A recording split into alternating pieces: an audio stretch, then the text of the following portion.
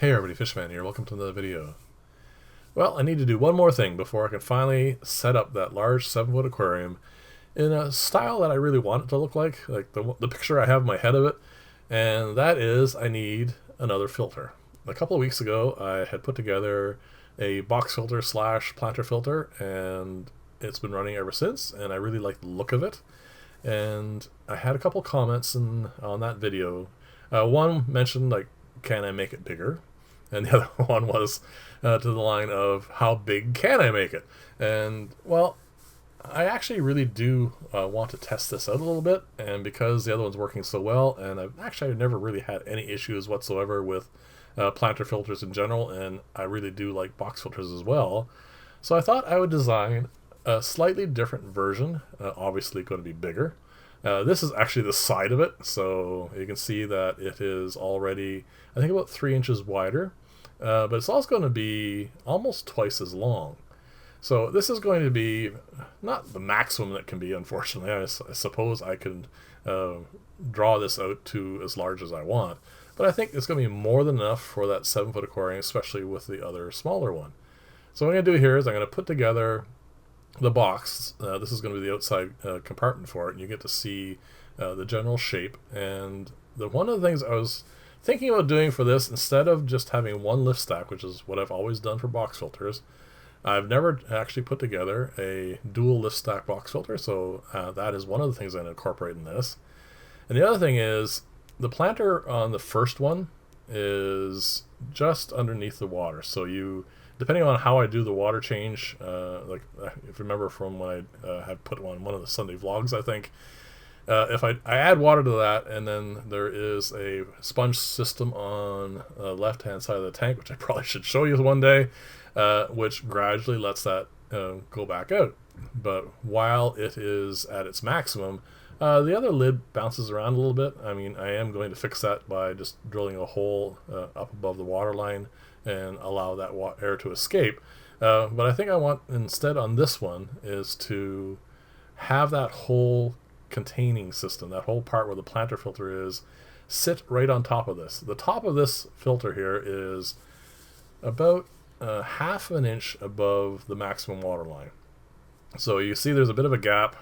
So if you imagine the top, the part towards me right now, is about a half inch above the water line, and then those holes are going to be about a half inch, 3/4 of an inch below the water line, and that's where the water is going to go into the filter, and then of course it's going to go down through the sponge and also through the filter media.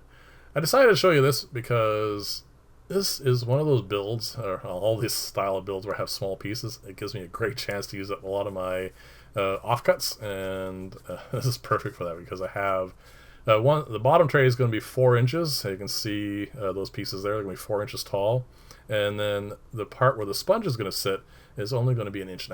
So like, it's great for that, getting rid of that sort of stuff. And these are going to be the two trays. There's going to be one on the bottom, which is going to have the friction fit for the 1-inch piping, and the one on top is going to slide over that.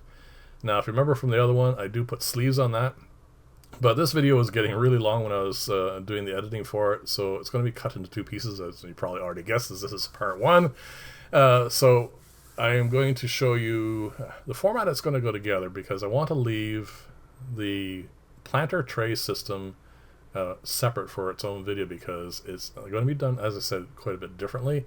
Because one of the things about the other build, because it's not necessarily right at the water line, but sometimes a little bit below, the cross current for it, like the fact that the water will go in through those holes, go down through the media, up through the pipes, into the planter filter, and then then the other one there, it just flowed across the top and into the aquarium. So it doesn't really create a whole lot of current.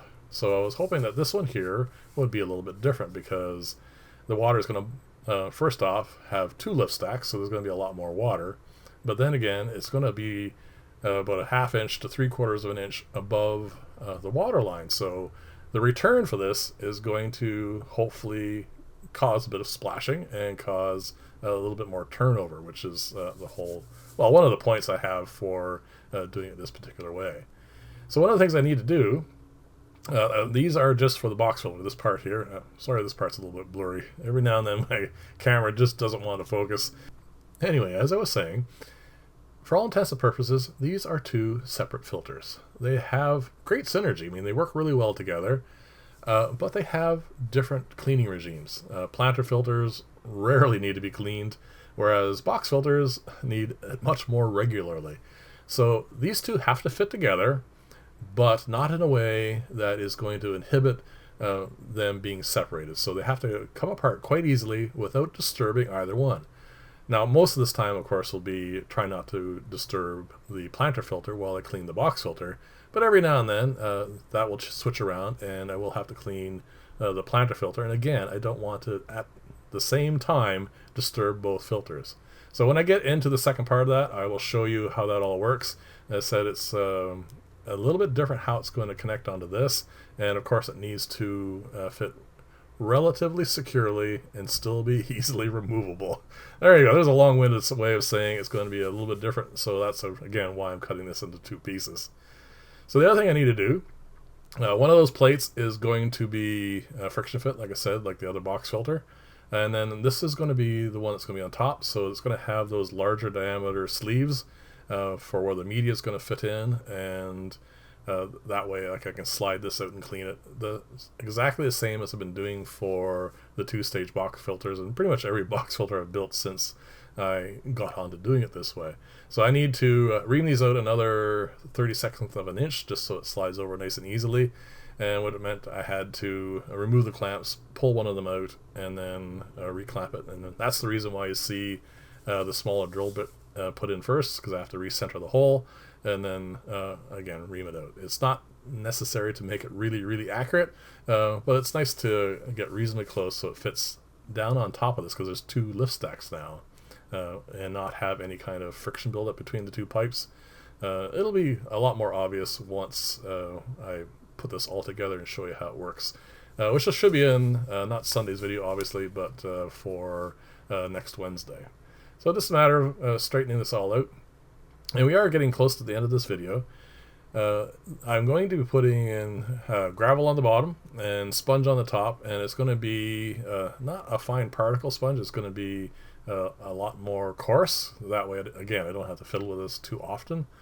If you noticed in the video I did recently for showing you ways of cleaning filter, well, actually it was about not clogging your drains, but I cleaned a filter in that. If you notice that thicker, coarser sponge, the open pore sponge, that's the one I'm going to be using. So here we're all set up. Those are all the sleeves ready to go around these plates, and they're just going to fit inside. I'll do that in the next video as well. And then I'm going to build the planter top that's going to fit on this, and lift stacks, and there you go. So thank you very much for watching. Thank you for being patient on this being divided into two pieces. Leave comments, let me know what you think of this style, and I'll see you in the next video, and bye for now.